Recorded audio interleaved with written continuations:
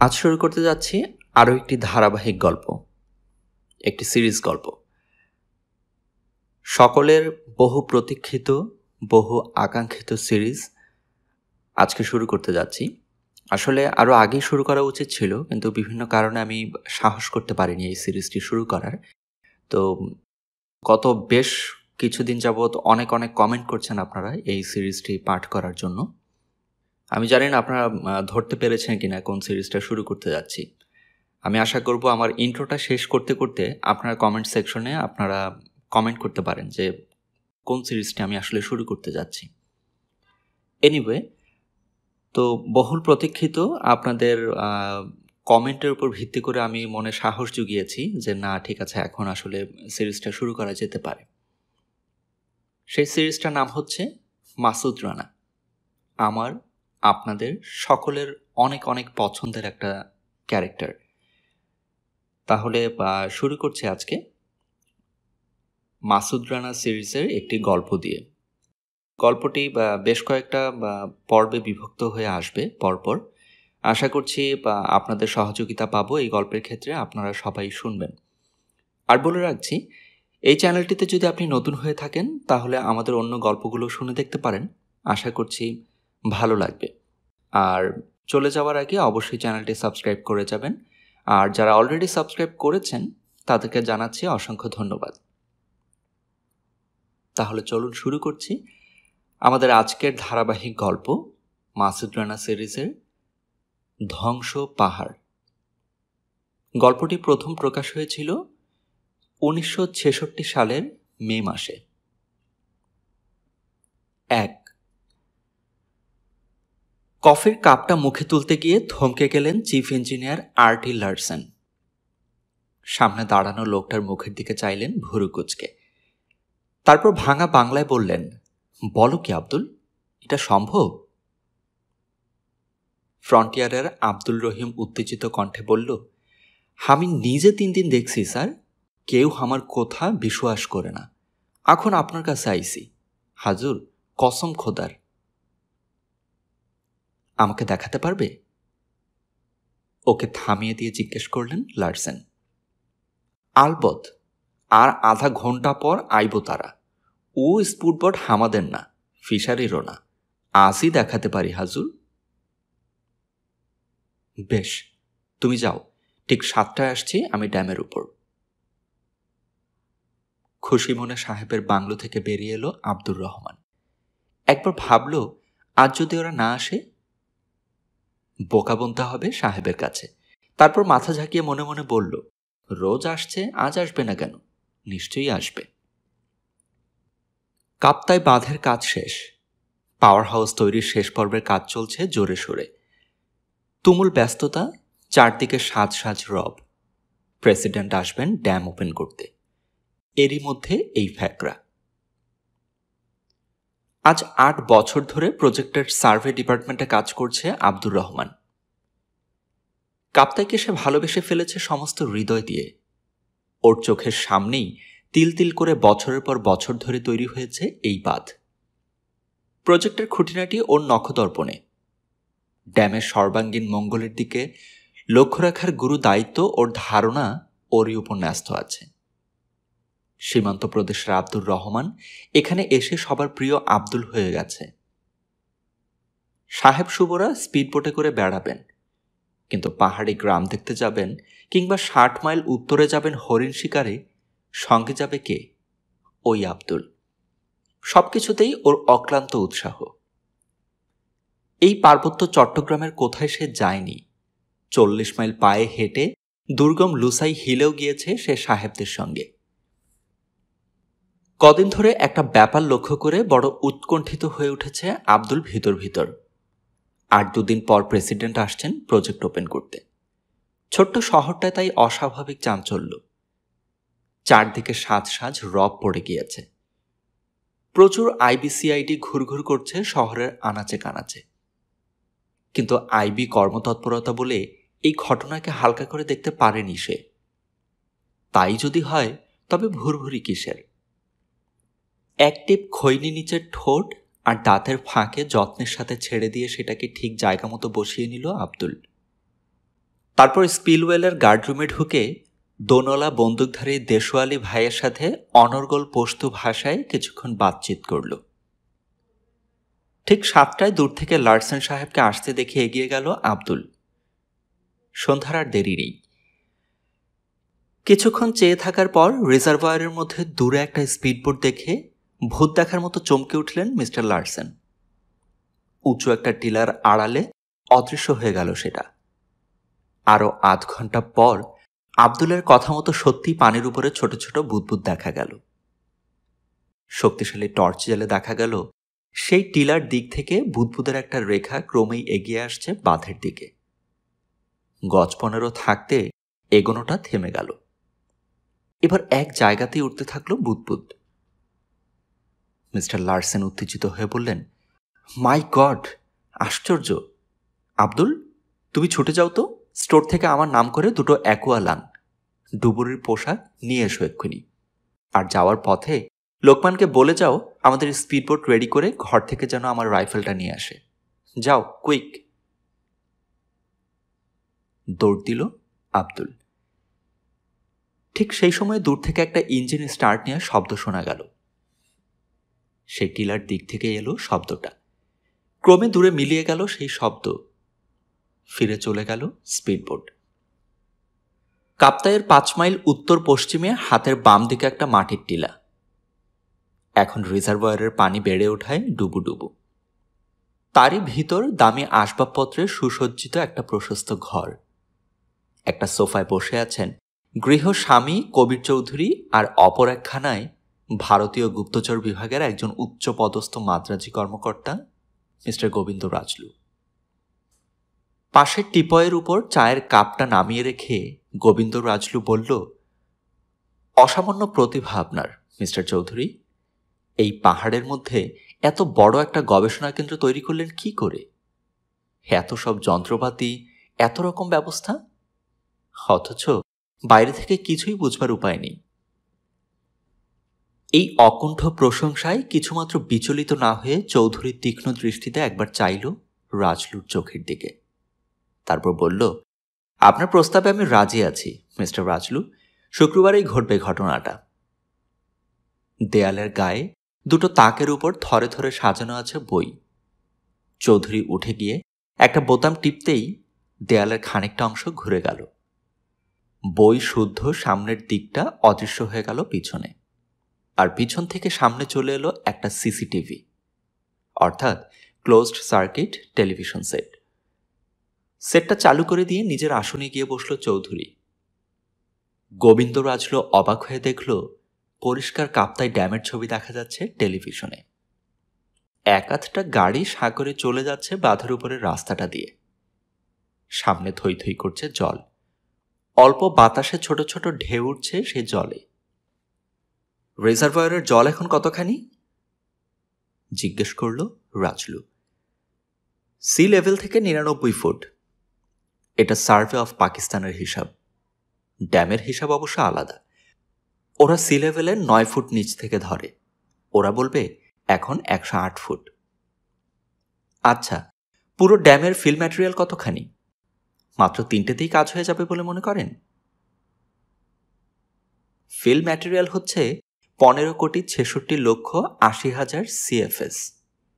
হ্যাঁ, আমার মতে 3টেই যথেষ্ট। মেইন ড্যামটা 2200 ফুট লম্বা, আর চওড়া হচ্ছে ওপরটা 22 ফুট, নিচটা 145 ফুট। 3টে জায়গা ভেঙে দিতে পারলে বাকিটা আপনিই উড়ে যাবে। তাছাড়া দেখুন, স্পিলওয়েলের 16টা গেট, প্রতিটা 32 বাই 40 ফুট। আমার লোক সবকটা লক গেট সম্পূর্ণ খুলে দিয়ে সরে পড়বে, সবাই যখন প্রেসিডেন্টের ওপেনিং নিয়ে ব্যস্ত সেই সুযোগে। এছাড়াও পাওয়ার হাউসের টানেল ডায়ামিটার হচ্ছে 32 ফিট হর্ষস্যু, সেখান দিয়েও বেরোচ্ছে পানি। সবটা মিলে মোট এফেক্ট হচ্ছে এক কথায় যাকে বলে ডেভাস্টেটিং, ভয়ঙ্কর।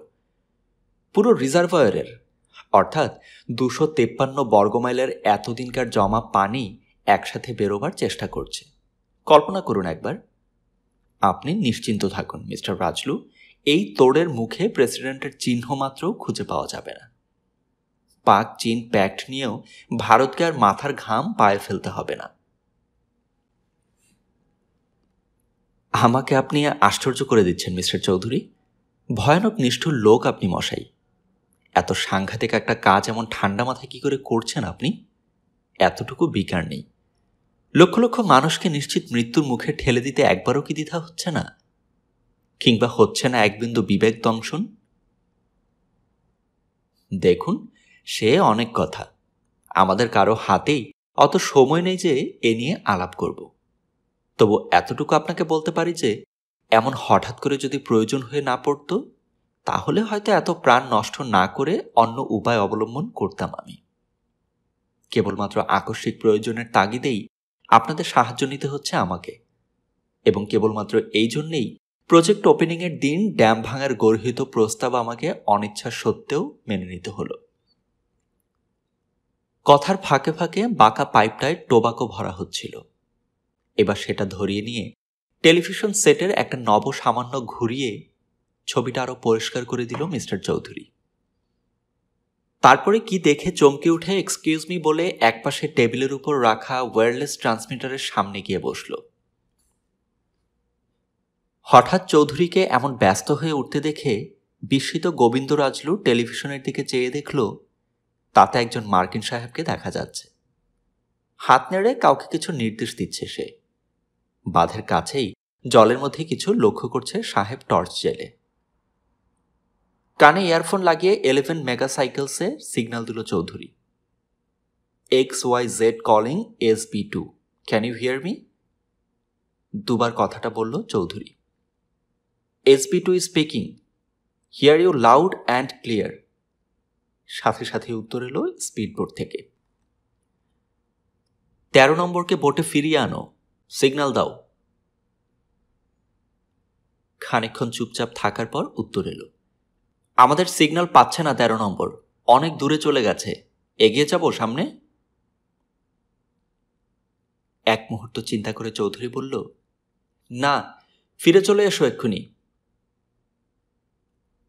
চিন্তিত মুখে আবার কিবোর্ডে কিছুক্ষণ আঙুল চালিয়ে বলল, XYZ calling KP5, XYZ, XYZ, XYZ, can you hear me? বার কয়েক কথাটা উচ্চারণ করল সে। তারপর উত্তর এলো, this is KP5, hear you loud and clear sir. Kaptai VIP rest হাউসের একটা কামরায় ট্রান্সমিটারের সামনে বসে শুনছে KP5। ড্যামের গায়ে আনলাকি 13 কাজ করছে, মিনিট 5 মধ্যে ধরা পড়বেও। তুমি গিয়ে পানিতে নামবে সবার আগে। যন্ত্রপাতি মাটি চাপা দিয়ে দেবে এবং 13 নম্বরের মৃতদেহ নিয়ে উপরে উঠবে। বুঝতে পেরেছ? 13 যেন জ্যান্ত পানির উপর না উঠে। বুঝেছে স্যার, যাচ্ছে এক্ষুনি। 60 মডেলের একটা কালো শেভরোলে চিফ ইঞ্জিনিয়ার লার্সেনের পাশে এসে থামল জোরে ব্রেক কষে। জানালা দিয়ে মুখটা বের করে আরোহী বলল, হ্যালো লার্সেন, কি করছো এখানে? হ্যালো ইসলাম, তুমি কোত্থেকে? নেমে এসো, একটা ইন্টারেস্টিং জিনিস দেখাচ্ছি তোমাকে। কি ব্যাপার? বলে গাড়ি থেকে নেমে এলো রফিকুল ইসলাম। অফিসার্স ক্লাবের হিরো এই ইসলাম। ক্লাবে মোটা স্টেকে ব্রিজ, ফ্ল্যাশ, পোকার খেলে এবং প্রতিবার প্রচুর টাকা হেরে প্রচুর পরিমাণে ড্রিঙ্কস পরিবেশন করে অত্যন্ত প্রিয় হয়ে উঠেছে সে সবার কাছে। বছর তিনেকে নিয়মিত যাতায়াতে সবার সাথেই খাতির জমিয়ে নিয়েছে এই সদালাপি সুদর্শন ধনী যুবক। লার্সেন সাহেবও একে খুব স্নেহের চোখে দেখেন। ওই দেখো, ওখানে বুদবুদ কিসের বলতে পারো? টর্চের আলোয় পানির উপর অনেকগুলো বুদবুদ দেখল ইসলাম। বলল, আশ্চর্য, এ তো অ্যাকোয়ালাঙের ভুরভুরি। ওখানে কাউকে নামিয়েছ নাকি নিচে? না, ওই টিলার কাছ থেকে কেউ পানির নিচ দিয়ে এসেছে বাঁধের গায়ে। লোকটা কি করছে জানা দরকার। কাল গিয়েছিলাম কক্সবাজারের সিতে রেয়ার কিছু শঙ্খ তুলতে। গাড়ির পেছনে অ্যাকোয়ালাংটা বোধহয় রয়ে গেছে, নেমে দেখব নাকি? দাঁড়াও, আব্দুলকে স্টোরে পাঠিয়েছি, ও আসুক, দুজনে একসাথে নেমো। পানির নিচে একাধিক লোক থাকতে পারে, অস্ত্রশস্ত্রও থাকতে পারে। হেসে উড়িয়ে দিল ইসলাম কথাটা। তারপর গাড়ির পেছন থেকে কম্প্রেসড এয়ারের সিলিন্ডার ফিট করা কিম্ভূত কিমাকার ডুবুরি পোশাক বের করে পরে নিল ৮ মিনিটের মধ্যে। কাটা তারের বেড়া টেনে ধরলেন মিস্টার লার্সেন। বাঁধের গায়ে সাজিয়ে রাখা বড় বড় কালো পাথরগুলোর উপর পা ফেলে ফেলে তরতর করে নেমে গেল ইসলাম পানিতে। কিছুদূর নেমেই কাচের মধ্য দিয়ে পরিষ্কার দেখা গেল প্রায় ৭০-৮০ ফুট নিচে একটা উজ্জ্বল আন্ডার ওয়াটার টর্চ জেলে কি যেন করছে আনলাকি 13। আনলাকি বটে, হাসল ইসলাম। প্রায় ১৫ ফুট কাছে যেতেও যখন লোকটা টের পেল না, তখন পকেট থেকে সরু একটা টর্চ বের করল ইসলাম। ওর ভয় কেবল লোকটার পাশে মাটিতে রাখা হারপুন বন্দুকটাকে। আর ৩ হাত এগোতেই হঠাৎ ১৩ নম্বর কাজ বন্ধ করল। তারপর চট করে ঘুরে ইসলামের দিকে টর্চের আলো ফেলেই এক টানে হারপুনটা তুলে নিল হাতে। টর্চের তীব্র আলো পড়ায় মস্ত বড় একটা কাতলা মাছ সরাত করে সরে গেল সামনে দিয়ে। সাথে সাথেই হাতের পেন্সিল টর্চ জেলে সিগন্যাল দিল ইসলাম। হারপুনের ট্রিগার থেকে আঙুলটা সরে গেল ১৩ নম্বরের।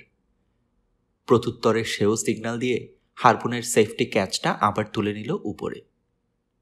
তারপর সেটা নামিয়ে রেখে একটু বিশ্রাম নেওয়ার জন্য বসে পড়ল মাটিতে। এতক্ষণ একটানা পরিশ্রমে রাবারের ভিতরে দরদর করে ঘাম ঝরছে ওর দেহ থেকে। ভাবল বোধহয় তার কাজ তদারক করবার জন্যে এলো কেউ। কিন্তু কেন জানি বুকের ভিতরটা একবার কেঁপে উঠল ওর। বরফে গর্ত করবার একটা ফিন বোর্ড দিয়ে বাঁধের গায়ে গর্ত খুঁড়ছে ১৩ নম্বর। ফিনল্যান্ডে এই যন্ত্রের ব্যবহার খুব বেশি। হাতে তুলে নিয়ে দেখল ইসলাম প্রায় ৩.৫ ফুট লম্বা আর পানির নিচে ১.৫ ওজনের এই যন্ত্র অনায়াসে ১২ ইঞ্চি ব্যাসের গর্ত তৈরি করতে পারে মাটিতে। মিনিয়াপলিসের রাপালা কোম্পানির তৈরি এই ফিন বোর্ড। ইচ্ছে করলে অনেক লম্বা করা যায় একে রড জুড়ে জুড়ে। বন্দুকটা হাতে তুলে নিল ইসলাম। দেখল ফ্রান্সের নামকরা চ্যাম্পিয়ন হারপুন গান ওটা। সমুদ্রের হাঙর, ব্যারাকুডা, এমনকি তিমি মাছ পর্যন্ত মারতে এ জিনিস অদ্বিতীয়। আবার কাজ করবার ইঙ্গিত করতেই আনলাকি 13 যন্ত্রটা নিয়ে ঝুঁকে পড়ল গর্তের উপর। আর ওর অজান্তে ইসলামের ডান হাতে ধরা সিরিঞ্জের সুচটা ঢুকে গেল রাবারের পোশাক ভেদ করে ওর পিঠে, হার্টের কাজটায়। প্রায় সঙ্গে সঙ্গে ঢলে পড়ে গেল লোকটা, ঠিক যেন ঘুমিয়ে পড়ল এক মুহূর্তে। এবার গর্তের মধ্যে সম্পূর্ণ ঢুকিয়ে দিল ইসলাম যন্ত্রটা এবং তার সাথের রডগুলো। তারপর মুখটা মাটি দিয়ে চেপে বন্ধ করে দিল। উজ্জ্বল আলোটা ঘুরিয়ে ফিরিয়ে অনেক মাছ দেখতে পেল সে, যেন একটা মস্ত বড় অ্যাকুয়ারিয়ামের মধ্যে চলে এসেছে ও। ছোট ছোট মাছ নির্ভয়ে ওর পাশ দিয়ে খেলা করে বেড়াচ্ছে। বড় বড় গলদা চিংড়ির উপর আলো পড়তেই ৮ হাত পা কুকড়ে ওগুলো কয়েক পা পিছিয়ে যাচ্ছে লেজের উপর ভর করে। টুকটুকে লাল চোখ দিয়ে অবাক হয়ে দেখছে ওকে। অসংখ্য কাঁকড়া গর্ত থেকে অর্ধেকটা শরীর বের করে ওর মতিগতি লক্ষ্য করছে। এগুলোই শুরুত করে ঢুকে পড়বে গর্তে। টর্চের আলো দেখে কৌতূহলী বড় বড় রুই কাতলা ভদ্র দূরত্ব বজায় রেখে আশপাশে ঘুরঘুর করছে। তাড়াতাড়ি কাজ শেষ করবার তাগিদ অনুভব করল ইসলাম। অনায়াসে গোটা আষ্টেক মাছ মারল সে হারপুন দিয়ে। তারপর একটা সরু শক্ত দড়ি দিয়ে মাছগুলোকে বেঁধে নিয়ে ১৩ নম্বরের মাথার ঢাকনিটা খুলে আলগা করে দিল। এক হাতে হারপুন আর মাছের দড়িটা, আর অন্য হাতে ১৩ নম্বরের মৃতদেহটা ধরে এবার টেনে নিয়ে চলল সে উপরে। মাঝপথে আসতেই দেখা গেল আব্দুল নামছে নিচে। আব্দুলের হাতে মৃতদেহটার ভার দিয়ে আগে আগে উপরে উঠে এলো ইসলাম। বাঁধের উপর এখন অনেক লোক জড়ো হয়েছে। কয়েকজন গার্ডও এসে গেছে। একজন গেছে থানা থেকে ওসিকে ডাকতে। রীতিমতো হুলস্থুল কাণ্ড। খোঁড়াতে খোঁড়াতে উপরে উঠে এলো ইসলাম। মাথা থেকে ঢাকনিটা খুলতেই লার্সেন সাহেব জিজ্ঞেস করলেন, লোকটা কোথায়? মাছ কিসের? আব্দুল আনছে লোকটাকে। বেটা হারপুন দিয়ে আমাকে প্রায় মেরে ফেলার জোগাড় করেছিল। নেমে দেখি ভদ্রলোক বাঁধের গায়ে বসে বসে মাছ মারছেন। হাই সি, তাহলে মাছ চুরি হচ্ছে রিজার্ভয়ার থেকে এই কায়দায়? আমি ভেবেছিলাম না জানি কি। তুমি জখম হওনি তো? না, বেকায়দায় পড়ে পাটা শুধু মচকে গেছে, ভেঙেও গিয়ে থাকতে পারে, এক্ষুনি হাসপাতালে যাওয়া দরকার। এমন সময় আব্দুল উঠল লোকটাকে নিয়ে। সবাই ধরাধরি করে কাঁটাতারের এপাশে নিয়ে এলো দেহটা। আব্দুলের চোখে চোখ পড়তেই অন্য দিকে চোখ ফিরিয়ে নিল রফিকুল ইসলাম। এরপর আর্টিফিশিয়াল রেসপিরেশনের চেষ্টা। কিভাবে ধস্তাধস্তিতে লোকটার মাথার ঢাকনি খুলে গেছে তার মন গড়া বিবরণ, পুলিশের ডায়েরি, হাসপাতাল পাঠানো, পোস্টমর্টেমের ব্যবস্থা। কালো শেভরোলের বিলীয়মান ব্যাকলাইট দুটোর দিকে চেয়ে চিবিয়ে চিবিয়ে আব্দুল বলল, শুয়োর কা বাচ্চা।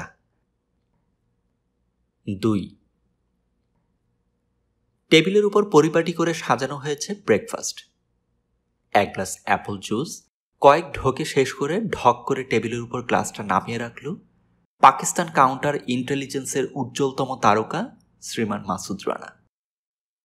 বয়স 26, উচ্চতা 5 ফুট 11 ইঞ্চি, গায়ের রং শ্যামলা, সে বাংলায় কথা বলে। সকাল 8টা। 10টার দিকে অফিসে একবার নিয়মিত হাজিরা দিয়ে আজ যাবে ক্লাবের সুইমিং পুলে। 2টি মেয়েকে কথা দিয়েছে সাঁতার শেখাবে। 10টার এখনো অনেক দেরি, তাই ধীরে সুস্থে 2টো কাঁচা পাউরুটি আর 2টো মচমচে টোস্টের উপর 1 আঙুল পুরু করে চিটাগাঙের ভিটা মাখন লাগিয়ে নিল রানা। পরিচ আর সেই সাথে দুধের বাটিটা ঢেলে সরিয়ে দিল ডান হাতে, খাবে না। তারপর একটা কাঁচা রুটির উপর কোয়েটা থেকে আনানো হান্টার্স বিফ কেটে স্লাইস করে সাজিয়ে 1 কামড় দিল। সেই সাথে 1 প্লেট ভর্তি স্ক্রাম্বলড এগ থেকে 1 টেবিল স্পুনফুল অদৃশ্য হয়ে যেতে থাকলো। বিফ শেষ হতেই আরেকটা স্লাইসের উপর সাজানো হলো ক্রাফট পনির। মিনিট খানেকের মধ্যে সেটাও যখন শেষ হয়ে গেল, তখন মচমচে টোস্টের উপর হালকা করে মিচেলসের গুয়াভা জেলি লাগানো হলো। সেই সঙ্গে চলল গোটা 2 ইয়া বড় মুন্সিগঞ্জের অমৃত সাগর কলা। তারপর ফ্রিজ থেকে সদ্য বের করা বোতলের ঠান্ডা পানি ঢেলে নিল রানা একটা গ্লাসে। 3 ঢোকে গ্লাসটা বের করতেই ঘরে ঢুকল রাঙার মা। বুড়িকে এক নজর দেখে নিয়ে নিশ্চিন্ত মনে আরাম করে সোফায় হেলান দিয়ে জুতো শুদ্ধ পা তুলে দিল রানা টেবিলের উপর। চোখ বন্ধ করেই সে অনুভব করল ফর্সার টেবিল ক্লথের উপর রাখা জুতো জোড়ার দিকে একবার চেয়ে নিয়ে বুড়ি পট থেকে কফি ঢেলে রানার হাতের কাছে টিপয়ের উপর রাখল। তারপর নিঃশব্দে বেরিয়ে গেল ঘর থেকে। পরপর 2 কাপ কড়া কফি খেয়েও গত রাত জাগরণের গ্লানিটা শরীর থেকে গেল না মাসুদ রানার। কদিন ধরে কাজ নেই হাতে। আজ টেনিস, কাল গলফ, পরশু সুইমিং, তারপর দিন রোয়িং, ফ্লাইং, ড্যান্সিং, ব্রিজ ইত্যাদি করে ক্লান্ত হয়ে পড়েছে রানা। খাঁচায় বন্দি বাঘের মতো ছটফট করছে তার বিপদ আর রোমাঞ্চপ্রিয় মনটা। গত রাতে 3টে পর্যন্ত পোকার খেলেছে ক্লাবে, কিন্তু এসবে কি আর মন ভরে? একা মানুষ, 5x1 বি পুরানা পল্টনে ছোট্ট একটা 1তলা বাড়ি ভাড়া করে আছে সে। 3খানা বড় বড় ঘর, লাইট, কল, attached bath, kitchen, servants quarter, সব ব্যবস্থা ভালো। গাড়ি বারান্দার সামনে ছোটখাটো বেশ সুন্দর একটা লন আছে। ভাড়া 500 টাকা। অফিস থেকেই ভাড়া পায় বাড়িওয়ালা মাসে মাসে। ধনির দুলার সেজে থাকতে হয় রানাকে অফিসের হুকুমেই। ঘর 3খানার 1খানা রানার বেডরুম, একটা ড্রয়িং রুম, বাকিটা খালি পড়ে থাকে হঠাৎ যদি কোনো অতিথি এসে পড়ে সেই অপেক্ষায়। মোখলেস বাবুর্চির হাতে ইংলিশ খানা খাচ্ছিল এতদিন। হঠাৎ বছর 2 আগে একদিন রাঙার মা এসে উপস্থিত হলো।